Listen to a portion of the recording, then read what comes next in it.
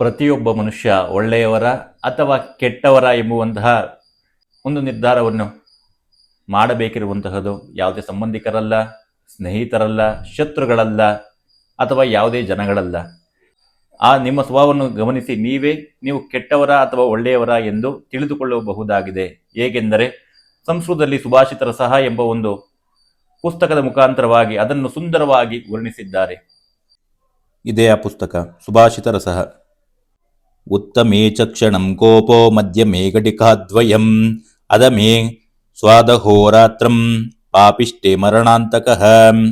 ತುಂಬಾ ಉತ್ತಮರು ಒಳ್ಳೆಯವರು. ಈ ಒಳ್ಳೆಯವರಲ್ಲಿ ಕೋಪ ಅನ್ನೋದು ಕ್ಷಣಿಕ, ಈಗಿರ್ತದೆ. ಕೋಪ ಬಂದ ನಂತರವಾಗಿ ಕ್ಷಣದಲ್ಲಿ ಮರ್ತೋಗ್ತಾರೆ ಅವರು.